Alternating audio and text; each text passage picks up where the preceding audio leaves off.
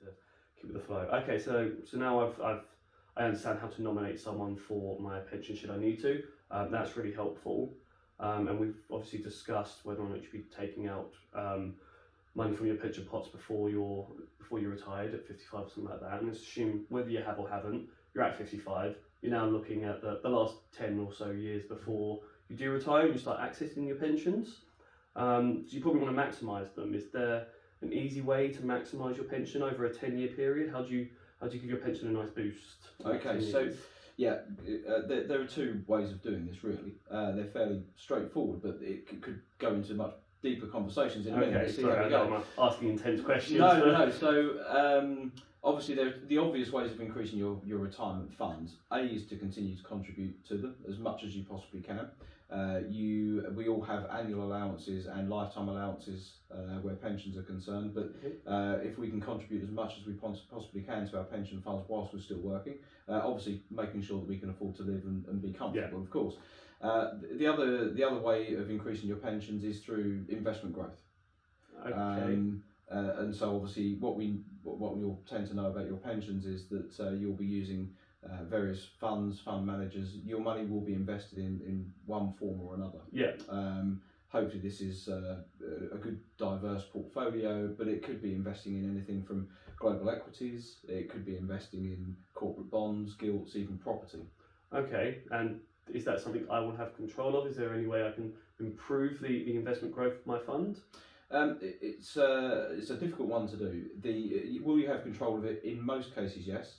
There are certain pensions out there that will deal with this for you. Okay. Based on a number of assumptions.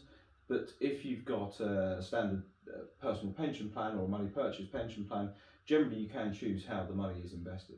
So you could select the funds and the way it's being looked after. That unfortunately isn't all that easy. Okay, I was going to say, is that something you'd recommend? Is that easy enough to do? I've met a lot of people that have self-managed their pension funds. Some have been very, very successful with them. What we do know about those people who have been successful is they spend an awful lot of time studying markets, really understanding the investments, the underlying investments, and how they operate. Obviously, with any investment, as we all know, they can go down as well as up. Yep, what we want to minimise is how deep those fluctuations are. Okay. Obviously, we're always looking for longer term growth. So markets, investment markets will go up and down. What we've seen if we look back through history is the trend is an upward trend. Mm-hmm. But for a lot of people, we want to manage the volatility of the investment as well. Yeah, of course. And whereas across such a short period of 10 years, you don't have the length of time to always get the upward trend. Yeah, I think any investment we definitely want to be looking at a 5-year plus term. Always. Where taking any risk is concerned, you've got to be looking at a 5-year plus term. So 5 years as an absolute minimum. But obviously, the longer you have to retirement, potentially, the more risk you can afford to take. Okay, that makes sense.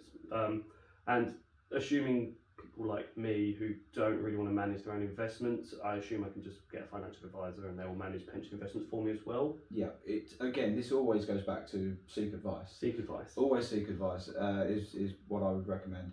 Obviously, when you're talking to an advisor, they have a better understanding of the investment markets. Yeah. They can also sit down with you and have a more involved conversation about the types of risk that you're taking, the level of risk, the type of volatility you should be expecting. And not only that, hopefully we'll be able to monitor and manage the investments for you behind the scenes. Okay. More importantly than that is continuing to have regular reviews with your financial advisor as well. Which is something everyone should be doing. Always, absolutely. Regular reviews. At the very least, we would suggest once a year. Okay. If not once every 6 months or so. Your circumstances will change. I suppose the closer to retirement you get, the more important those reviews become as well. So I would say so. Okay, Yeah. makes sense. All right, perfect. Thank you.